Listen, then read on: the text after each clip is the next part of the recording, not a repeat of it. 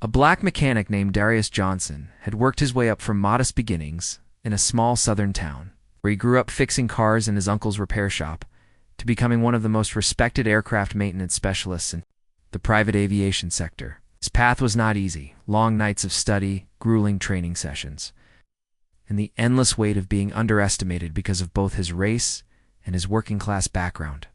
While others with privilege seemed to step into opportunities effortlessly, Darius had to prove himself at every turn, earning certifications, traveling to remote airports for contract work, and showing again and again that his skill and precision were unmatched.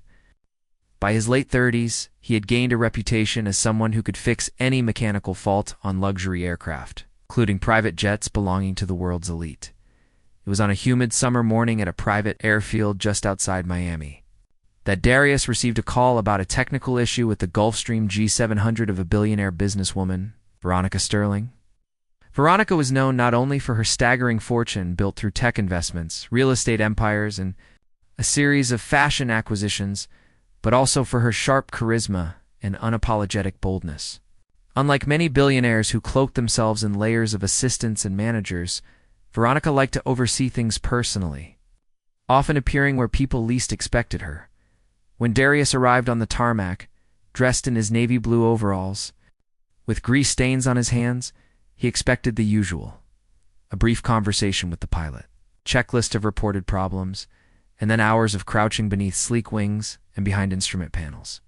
The jet gleamed in the morning light like a floating palace, its polished silver body reflecting both the wealth it symbolized and the hard labor it demanded to keep flying safely. As he began his inspection, he sensed eyes on him, looking up. He noticed Veronica herself standing a few feet away, wearing designer sunglasses, her posture exuding confidence. Unlike most owners who stayed distant, she seemed fascinated not with the plane but with him.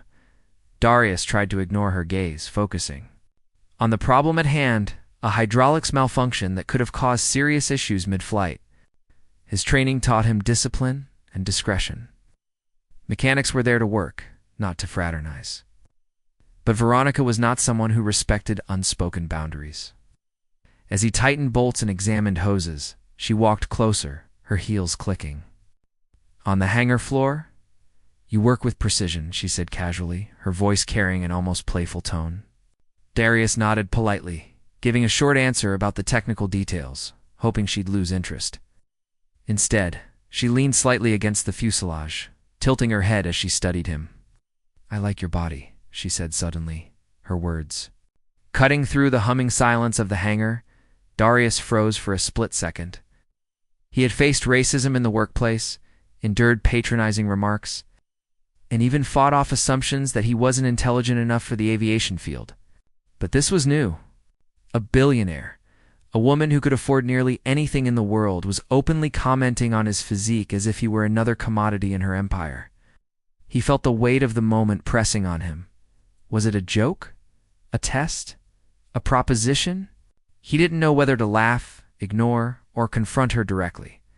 The air between them thickened with unspoken tension. Veronica smirked, clearly enjoying his discomfort, where her power was a game one she was used to winning. She had spent decades commanding boardrooms, silencing critics, and bending circumstances to her will. Flirting with a mechanic was, to her, another exercise in dominance. But for Darius, it wasn't so simple. He wasn't just a body or a novelty. He was a professional who had earned every inch of respect through sweat and sacrifice. He stood up, wiping his hands on a rag, and looked her in the eye. "I'm here to fix the jet, ma'am," he said evenly, his tone calm but firm. It was a subtle way of drawing a boundary, one he hoped she would respect. For a moment, Veronica seemed taken aback. Most people, when confronted with her boldness, either stammered or indulged her. Darius's refusal intrigued her. She laughed lightly, as if amused by the challenge, and stepped back, letting him return to his work. As the hours passed and Darius repaired the hydraulics, he couldn't shake the incident. Her words echoed in his mind, not because he was flattered, because of what they represented: the complicated intersections of race, class, gender, and power. A black mechanic in a world of billionaires was already a rare figure, to have one of those billionaires reduce him to his body in the middle of his work carried layers of meaning. Was it fetishization? Was it entitlement? Or was it simply a woman expressing attraction? Later, when he completed the repairs and gave the pilot a detailed explanation of the fixes, Veronica reappeared.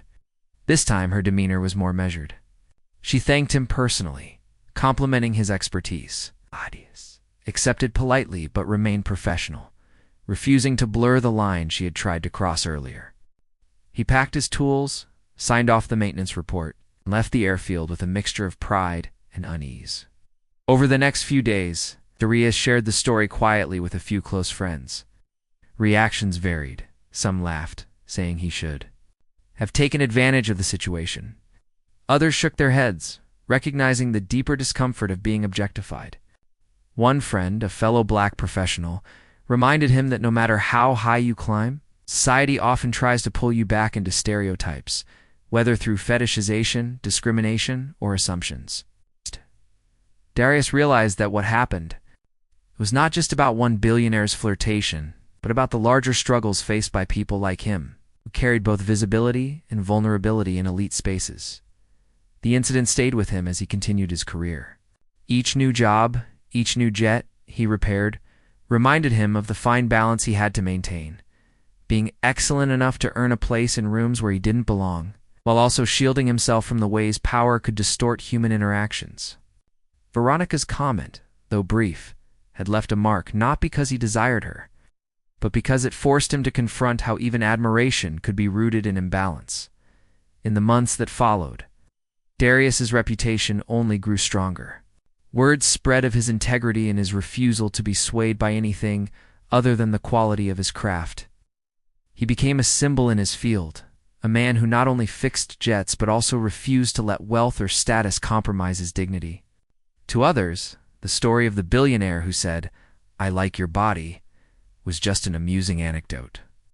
But to Darius, it was a turning point, a reminder that his worth could never be reduced to mere appearances. No matter who was speaking, the truth of his story lies not in the flirtation itself, but in the way he responded, with professionalism, self-respect, and clarity about who he was. A black mechanic fixing a billionaire's jet might sound like an ordinary scene on the surface, but beneath it was a profound narrative about resilience, identity, and the refusal to let power define one's humanity. And so, while the jet soared, again, across skies, carrying its wealthy owner to distant lands, Darius remained grounded in something more enduring, the knowledge that his skill, character, and dignity were untouchable, no matter how high the planes or the billionaires tried to fly.